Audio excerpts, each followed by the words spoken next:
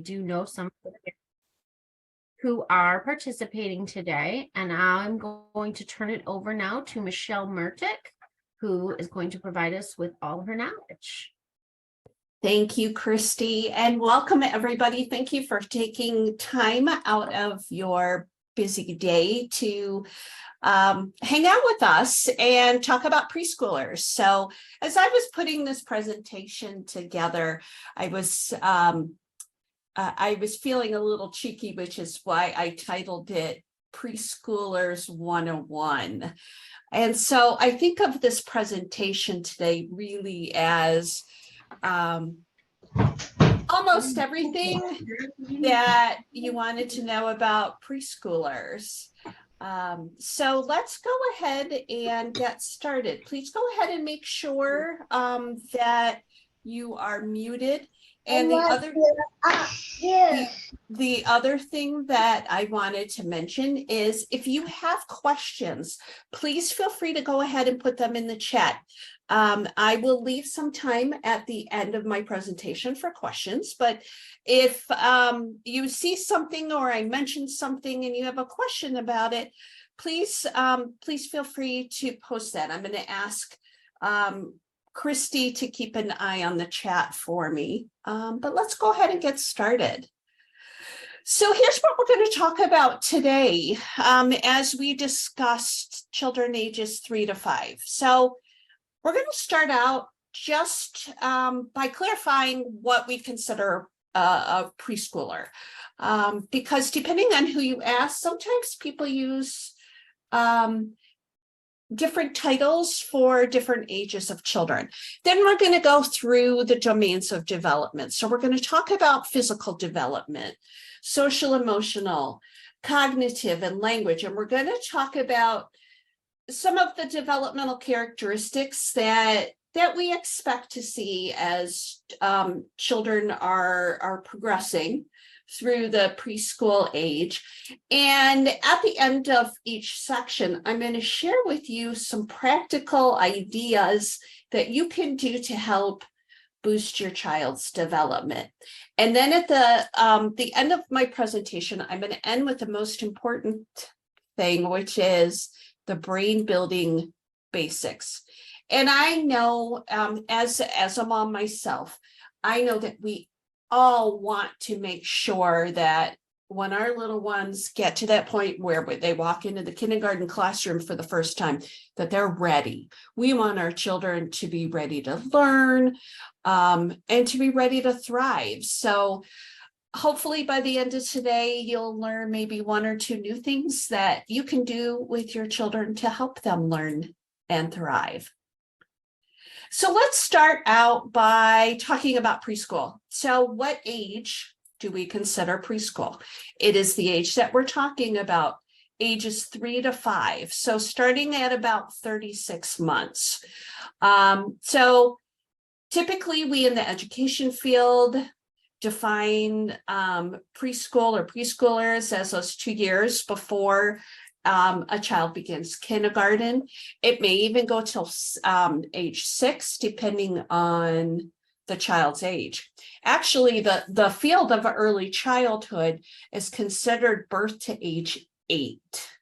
So it's quite a wide range, but preschool is typically 36 months or 3 years up until 5 or 6 when they start kindergarten.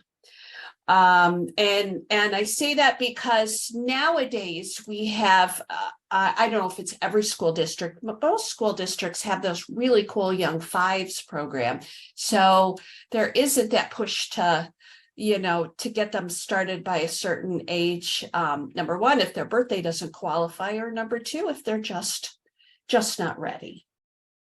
So we're going to start out by talking about their physical development.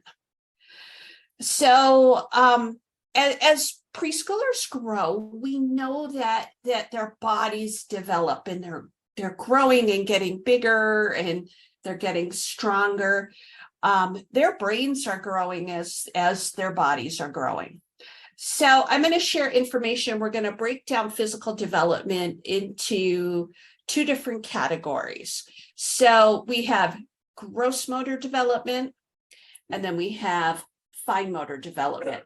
So gross motor development is those big muscles that preschoolers use, right? It is those muscles that they use for running and jumping and skipping and throwing, and you can see it kicking, climbing, balancing, all of those things that use those big muscles that preschoolers have. But also with physical development, we have to talk about the fine motor or the little muscles. And those are the physical muscles or the little muscles that they need in order to be able to draw, to write their name and write their letters. The muscles they need to cut with scissors, to string beads. So all those little muscles.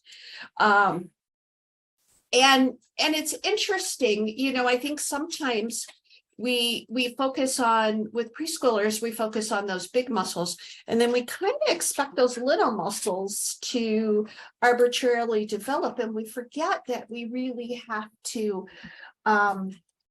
spend some time and encourage children to develop those muscles. So 3 and 4-year-olds, you can see on the left here some fine motor. These are developmental characteristics that as children get older, we expect them to be able to copy a circle. So to watch you do it, and then for them to be able to do it. 3s and 4s, they're learning, once they get a pair of child safety scissors, they're learning how to cut with them. They are learning how to fasten and unfasten large buttons, you know, big ones this size. They eventually will be able to touch the tip of each finger to the thumb. If you're sitting there watching, I want you to try this. So go ahead and try and tap each of your fingers to your thumb. Tell me if you can't feel your muscles working, because it takes those muscles within your hand to be able to do that. Children during this age, as far as fine motor, are learning how to use a fork correctly. In their fine motor skills, they are learning how to get dressed and undressed all by themselves without help. And then on the gross motor side, we expect that children will progress through throwing a ball, to run without falling, unless you're me and kind of klutzy. Never mind. Ride a tricycle using pedals, right? To be able to use those big muscles and push those pedals through. As children progress through this stage, they also can walk upstairs by alternating feet instead of 1 step, 2 steps. Not only do they progress to running without falling, but running smoothly, being able to go fast and then slow and fast. And then we also know that developmentally, as children, their eye-hand coordination is developing. They are learning how to catch a ball using their arms and their body, just like this, right? You've probably seen your little ones do that. Just some more things about development. Again, drawing a circle. As children get older, instead of watching you and be able to do it, they can draw it themselves. They can draw a person with reparts, and I'm actually going to show you an infographic here shortly about the progression of drawing. Again, those scissors, right? Being able to use child safety scissors, self-dressing, and then more about gross motor development, doing the heel-toe walk, and that we expect to see around age 5. I get asked a lot about hopping. So hopping, we expect to see children be able to do it around age 4, and later balancing on one foot. So not initially, but eventually. Steering well somewhere around age 4. So I mentioned I was going to show you a picture about developmental drawing, right? Because fine motor skills, even though it's one that parents typically don't practice a lot with their children, it really matters. So this is what we expect to see. Around age 2, we expect to see children scribble, right? They're in the scribbling stage. Now here we go. So here's as children progress through preschool. 3 to 4 years, we call it the pre-schematic stage, which means they're just learning how to take those mental images in their brain and be able to capture them down on paper. So typically around 3, we call it the stage of symbols, right? So they do the circle for the head. You've got, the body, here's the arms. That's how it, and then we have around 4 years, children get a little bit more advanced in their drawing. Those fine motor skills are a little bit more advanced. And then, and this goes along with their cognitive skills, they now have the ability to become a little more detailed and create pictures that you can start to tell what they actually are, or pictures that might tell stories.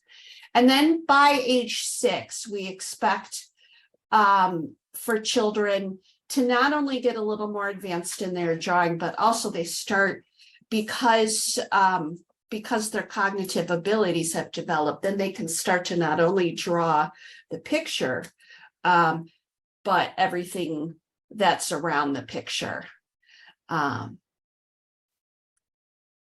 So then, talking about fine motor skills, let's talk about handwriting for a minute.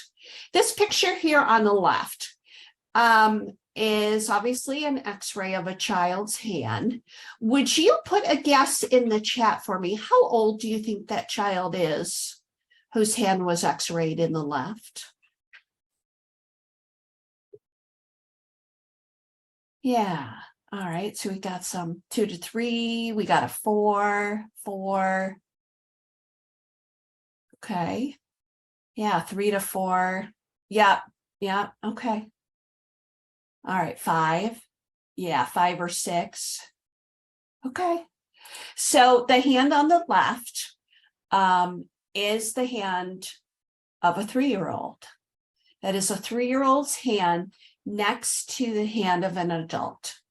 And I really loved this picture because you can look at it and see what's missing. What's missing is a lot, right? Look at the space here. Look at the space between the knuckles and the fingers. Look at the space up here. Now, and I also chose this picture because it's about around 3, but especially 4, is that we expect children to start to sit down and write their names, right? We got to get them ready. They got to write their names for kindergarten. But we've got to stop for a minute and realize that those hands aren't developed yet. They've still got some growing to do. And this is an adult hand. And you've probably seen adults that don't write so well either, or don't like to write. So we've got to be kind to our little people. We've got to remember that they're still growing. And in order to develop those muscles that children need in order to be able to write, they've got to have the opportunity to practice. Right? So I'm going to share some practical ideas with you that practice that children need. But also I wanted to share this with you. Again, thinking about fine motor development, thinking about writing. Before your child can actually learn how to write their name, they need to be able to draw those shapes. So I want to caution you, although it's okay to get children to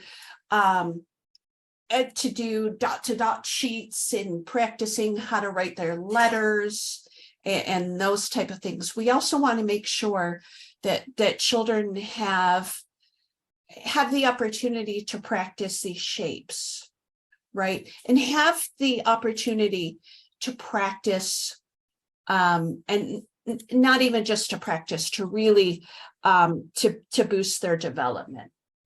So these are practical ideas on things that you can do to help boost your child's gross motor development and then fine motor development.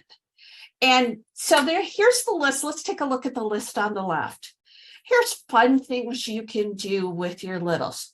Moving to music, one of the easiest things that you can do to help exercise those muscles. Jumping rope, chasing bubbles, making bubbles at home and then blowing them and letting your children go chase them. That's a great way to boost their gross motor skills. Paper plate skating might sound crazy, but you take 2 paper plates and put them on the floor, and the child steps on them. And then in essence, it allows them to skate or slide across the floor. And if you've ever gone skating, you know that's some different muscles that you have to use in order to keep yourself upright and to move across the floor. The floor is lava. I think every child has played, so that's going to involve a lot of jumping, a lot of moving from object to object, and then just playing with a ball, allowing that child to throw that ball to you and giving the child an opportunity to catch. And also down here, I have linked some more gross motor activities. And after this presentation today, Christy is going to share my PowerPoint with you. So you're going to have all of this. Now over here on the fine motor side, again, if we go back a little bit and thinking of that 3-year-old hand, that 4-year-old hand, because we know they don't magically develop overnight into an adult hand, we need to give them opportunities to play. Right? To play with Play-Doh, putty, clay. Clay is one of the hardest mediums to be able to work with, but clay actually gives your child the opportunity to really get some good practice in on their fine motor skills. Allowing your child to be able to paint, not only with the big fat paintbrushes, but the little thin paintbrushes. Playing with sponges. That squeezing is a great way to boost their fine motor development. Rice races. So taking a teaspoon and picking up rice on that teaspoon and then racing over or moving over to, say, the other side of the table, and then they dump rice. And then they got to come back and get some more rice. It's a fun, really easy way to help them strengthen those fine motor skills. And you can do it with anything, but rice was one of the things they suggested. Water play, again, as well. So if your child goes to school and likes to play in the water table all day, you can rest assured that they're working on their fine motor skills. Gardening and planting, we are coming up upon spring. Spring and summer is a great time. Have your child help you get out and plant some flowers because it gives them that opportunity to work on those fine motor skills. And again, here is a link to some other fine motor activities. And I want to tell you a little story. Again, I'm talking a lot about fine motor, but I want to share a little story of why fine motor skills are important. So I have a child that, well, he's not a child anymore, but when my son was growing up, he had terrible handwriting all through school. And it wasn't until he got to the high school, and he was about age 16, that we discovered that he needed help with his fine motor skills. 16 years old. And as a mom, I hadn't discovered it before then. You know, I knew that his handwriting was terrible, and I knew I used to help him trim up his nails, you know, using a nail clipper. That's all fine motor. But his teacher said, really, he has some trouble even holding a pencil at age 16. So you know what I did? I got him some Play-Doh and encouraged him, gave it to him to take to his room and sit, and told him, you know, when you're watching TV, you know, get that Play-Doh out, play with it, squeeze it, took care of it. So please, as from one mom to another, I don't know if we have any dads here, but one mom to another, make sure you give your child an opportunity to boost those muscles. So I don't see anything in the chat. Does anybody have any questions about physical development before we move on? Pause and take a drink of water. Okay, so let's talk about, if there's anything that's even more important than physical development. It is social and emotional development. Social and emotional development is truly the key to school success. A child can learn how to read, a child can learn how to write, but if a child goes to school without their social emotional skills, it's going to be hard for them. So when we're thinking of social emotional development, what kind of things do we fit under there? It's independence, right? It is, we want children to practice those skills so that eventually they can do those skills by themselves. This is it here for school success, is that emotional regulation, right? We as adults know what we are feeling. We can say, I'm upset because, I'm sad because, but our children are not born with that ability. That is something that we have to teach them. That self-awareness, that's another thing that we consider within social emotional development, is that self-awareness, that ability of this is my body, and you know, it may feel good to run around the room, but there are times I can do it and times when I need to sit. And then relationships. What we know about preschoolers is they are still very egocentric, which means they think the world revolves around them. And guess what? That's okay. It's developmentally appropriate. They don't automatically know that others have feelings, that might have same feelings. They also don't automatically recognize the impact that they can have on others. So that's why this is all so important and so critical for school success. So I am I've got to change my screen here for a minute. So I'm going to escape and I'm going to share my screen with you again. And we're going to watch a quick video clip. Here we go. All right, open. This looks new. Think it's safe? What is it? Okay, caution. There is a dangerous smell, people. Hold on, what is that? This is disgust. She basically keeps Riley from being poisoned, physically and socially. That is not brightly colored or shaped like a dinosaur. Hold on, guys. It's broccoli! Well, I just saved our lives. Yeah, you're welcome. Riley, if you don't eat your dinner, you're not going to get any dessert. Wait, did he just say we couldn't have dessert? That's anger. He cares very deeply about things being fair. So that's how you want to play it, old man? No dessert? Oh, sure. We'll eat our dinner right after you eat this. Right. Here comes an airplane. Oh, airplane. We got an airplane, everybody.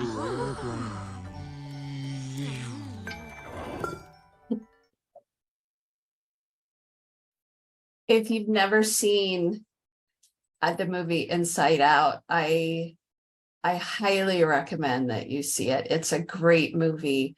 But I love that little clip because it gives a great example of exactly what's going on in a little person's brain. They've got so many big, giant feelings that they don't know what to do with, right? So they show their emotions. They don't know how to control them. They need our help to learn that. And they also need our help in understanding that other people have emotions as well. So what do we expect to see? What is typical social emotional development for preschoolers? So we expect that as children get older, we expect them to really start to play make-believe, right? And it's so important because not only for their emotional development in role playing, the things that they see others do, it's really important for their social game as well, and or their social development, to learn about negotiation and roles. We know from children birth to 3, they progress through, as far as their play, through a series of stages where they play, and around the time a child is a toddler, around their toddler age, they like to do parallel play, so they play alongside. When they're a preschooler, this is when we expect to see them want to play with other children. When we expect to see them talk about things that they're interested in, wanting to play with others often means then that they're learning how to navigate that social game and their own roles, about playing alongside another one. You might see wanting to please their friends, or wanting to go along with what someone else is doing. Here is some more social emotional developmental characteristics that we expect to see. Really children starting to understand, and this is more when they get older, about what's mine, what's yours. Children are not born with the ability to share. Neither are grown-ups, really, if you think about it. But helping children understand the concept of taking turns, right? Being able to separate easy from family members to go into class, because they know, and they have that trust and that love, and they know that mom or dad or grandma or auntie is going to come back and get me. They get even more creative with that make-believe play. They're delightful little people as they learn how their world works. So what can you do to help boost social and emotional development? Here's some things that you can do. Playing games, any kind of game with your child, right? Because it gives them that opportunity to practice their social skills with others. It also helps them. They may feel disappointment if they don't win, and how to deal with that. Encourage role playing and make believe. Again, it's completely normal. Reading stories to children, especially something that we refer to as social stories. So in a preschool classroom, preschool teachers may help the children develop social stories, which is something typically related to behavior or emotion around a particular thing. So you won't necessarily make a social story with your child, but you may read books with them about emotions, handling emotions, playing with puppets. Puppets are a huge thing. Sports, again, learning disappointment, cooperation, feelings, check-in chart, or feelings, emotional choice. You can make things like that. But this helps, the purpose of this is really to help children to be able to talk about their emotions and name their emotions. We want them to, to be able to, like you saw in the video Inside Out, where she was mad. We eventually want her to say, that's not fair, or I'm angry, or I'm mad because so-and-so. Doesn't make, it doesn't mean you can do anything about it, but I understand that you're mad. That's, children just they want to be understood. And that recognition of their feelings and them being able to articulate it really is powerful. Setting up a like a calming space or a calming corner in your house, not a corner to send them to if they've had some challenging behavior, but a place where they can go and relax. I wish I could take you on a tour here of my home office, because I actually have a little mini fountain, which is right up here on my desk. So I have created here in my home office a place where I can come to relax. I have things to squish, little squishies, lots of things like that. I have good smelling scents. So I have things here specifically that make me happy. So, and again, here is more social emotional ideas. Now, I know a question came in about showing the movie Inside Out to children. That's a really good question. And I'm not sure. I'm wondering if Jane or Christy could Google and see. I always like to go off of what the guidance rating is. Oops, sorry. So if one of you ladies could look that up for us and post that in the chat, that would be helpful. Thanks, Christy. All right, perfect. So while Christy does that for us, we're going to move on and talk about cognitive development. So when we talk about cognitive development, we're talking about, those very early, those math skills, those science skills, those social studies skills, those literacy skills. We all of those, that pre-work, I like to call it, that children do before they get into school.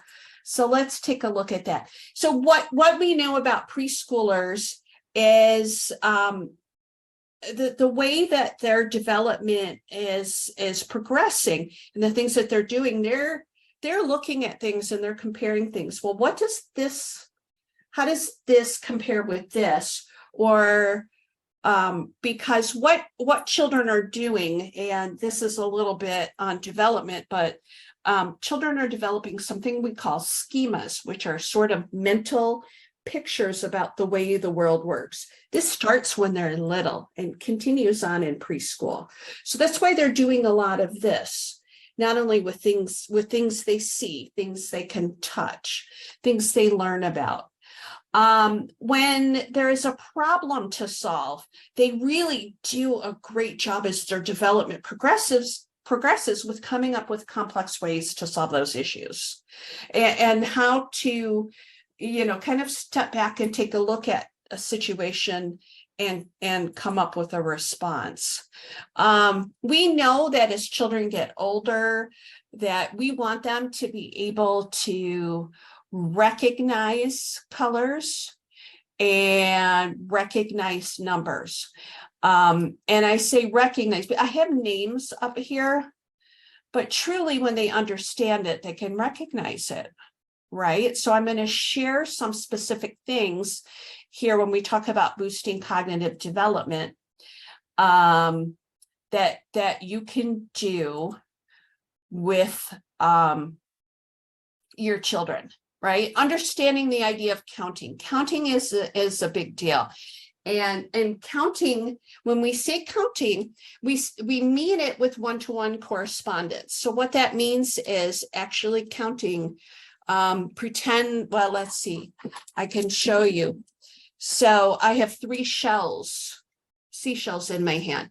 So counting is actually one-to-one correspondence, 1, 2, 3. So it's touching the object, saying the word 1, 2, 3. That's how counting is mastered, not arbitrarily counting from 1 to 10. That's something that's easily memorized. We want them to understand it. Remembering parts of a story, right? Being able to recall about it. That is cognitive development. That's work.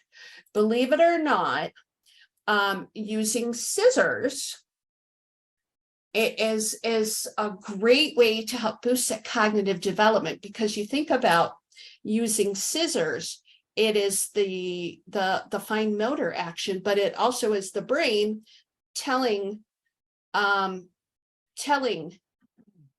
hand or telling the muscles, here's what you do. You go up and down. And then playing those board games, right? Playing those board games or card games. So these are easy ways that you can help boost your child's cognitive development. When you are with them, make sure you play I Spy. I spy something green.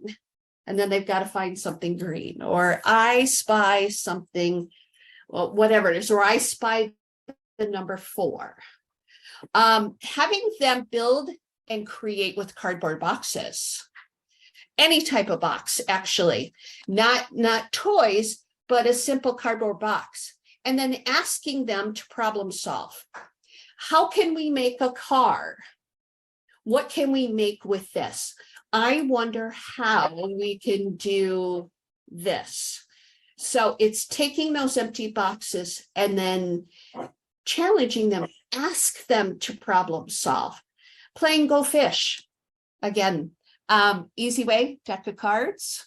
I want do you have a cue? Go fish. Reading boosts everything. Reading is so important.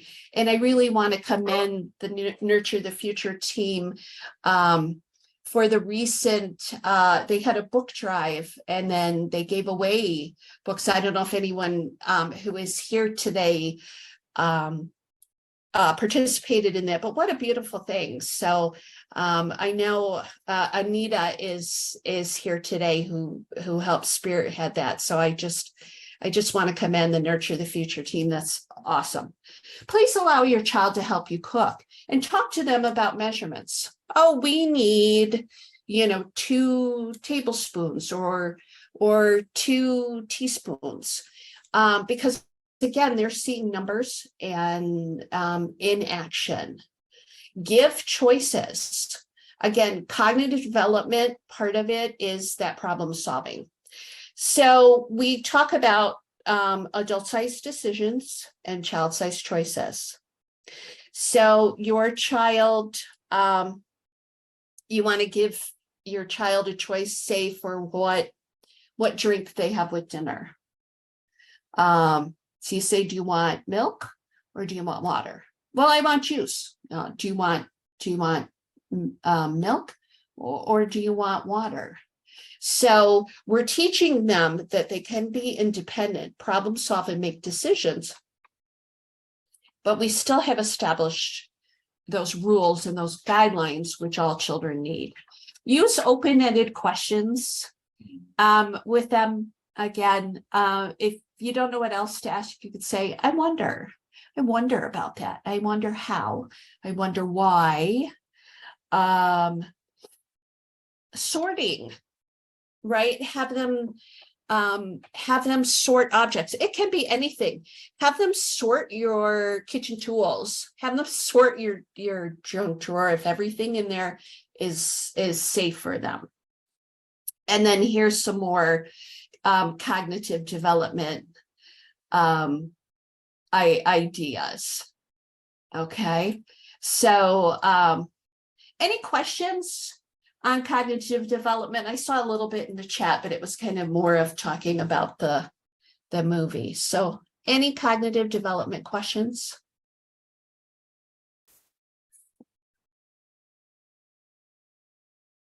It really is very easy. Just about everything you do with your child is going to help boost their cognitive development. Super easy. And then language skills.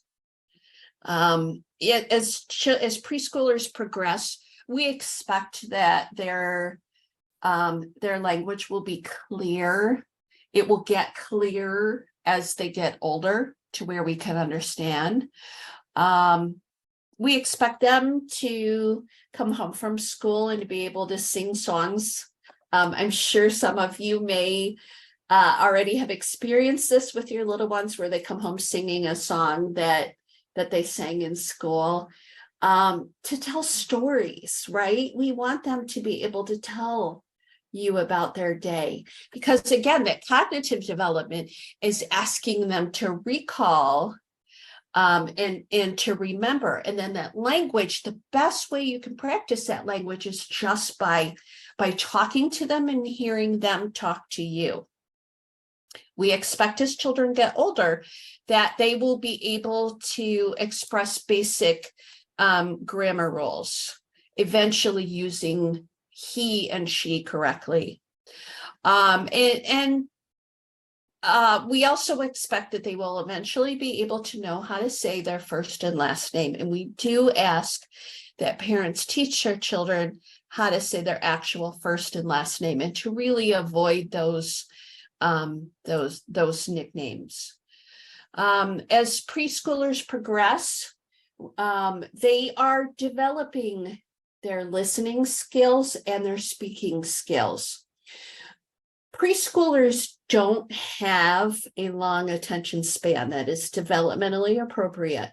So we might expect a 4-year-old to be able to sit maybe for about 4 minutes. Typically, we do 1 minute per age. Now, as children get older and get ready to go to kindergarten, we might start to work with them in stretching those skills a little bit longer. But remember, they're developing just as we learned everything else.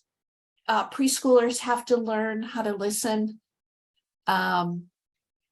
Eventually, as children get older, we expect that they'll talk in some complete sentences. Not only remember those familiar nursery rhymes and songs, but sing them. Their vocabulary just grows exponentially. The more that people and adults talk to them, the more their vocabulary continues to grow. And so here's some more things about language development. So I've got a lot in here. Remember that one of the things I wanted to point out was that as preschoolers grow, they tend to use most speech sounds. But remember that some speech sounds may not be fully mastered until age 7 or 8. So if you have a preschooler who has difficulty with some of these speech sounds, don't worry. You can always reach out to a professional if you're worried about your child's speech, but I always think that's very helpful to remember. And so how do we boost a child's language? Well, all of these things. Talking to them, playing with them, reading to them, all of these things. Now, I promised you the most important way that we can build children's brains. And these are the brain building basics. They are look, follow, chat, take turns, and stretch. So we're going to watch a video real quick that will explain these to you. Being a dad, it's not easy. Learning how to balance everything. You know, I question myself every day if I'm being good to her, if I'm doing the right thing for her, if I'm teaching her the right stuff. The brain develops most rapidly in the first 5 years of life. During this time, children will form the foundation for lifelong learning. Vroom showed us that we didn't have to put more on our plate. It's about what we already do, trying to make those moments worth it. From the moment your baby is born, the interactions you share with them can help strengthen the connections that build their brain. Vroom has worked with scientists and experts to turn this brain-building Oh, sorry about that. for lifelong learning. Vroom showed us that we didn't have to put more on our plate. It's about what we already do, trying to make those moments worth it. From the moment your baby is born, the interactions you share with them can help strengthen the connections that build their brain. Vroom has worked with scientists and experts to turn this brain-building science into something simple. Something that doesn't change what you do with your child, but how you do it. We call it the 5 brain-building basics. Look, even before babies can talk, they're showing you what they're interested in. Look into their eyes or at what catches their eye and begin brain building. Follow. Powerful brain-building moments are created when you let children lead the way, and you follow by responding to their words, sounds, actions, and ideas. Chat. It may not seem like it, but the sounds and gestures young children make are their way of communicating with you. So talk out loud together, even if they can't talk yet, and keep chatting as your children grow, engaging them and learning about the world around them. Take turns. Back and forth interactions between you and your children are one of the most important ways to help their brains develop. So be sure to take turns while you're talking, playing, or exploring with your children.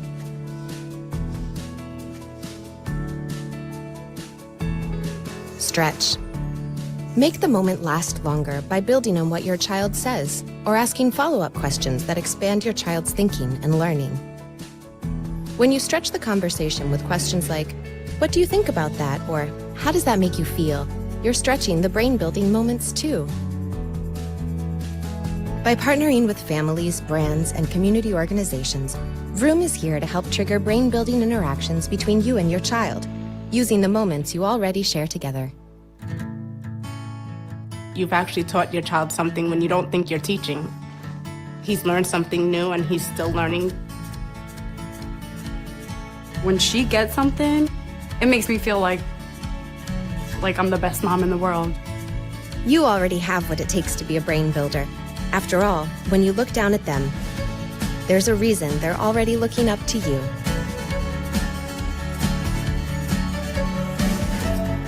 Vroom. Make any moment a brain-building moment.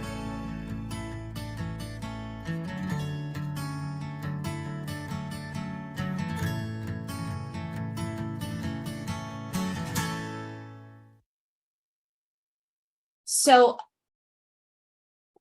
I just loved, as I was doing research for this presentation, I found this, and I just really love how it broke down brain building into these very simple things that we do. I know as a parent, there's a lot of pressure to make sure your children are ready, but honestly, you're already doing it. All of these things that you're doing with your children, you are helping to build their brains.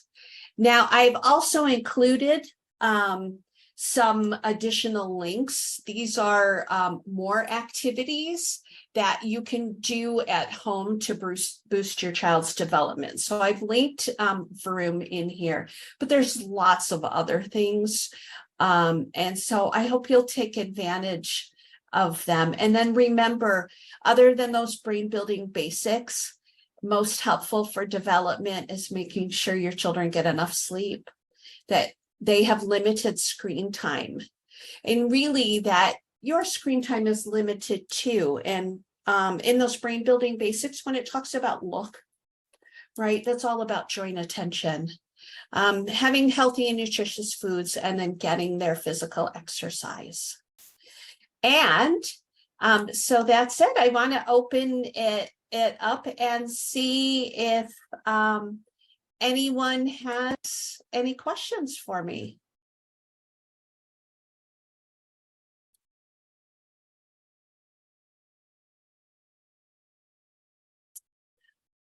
All right, well, I'm going to assume that is that means no.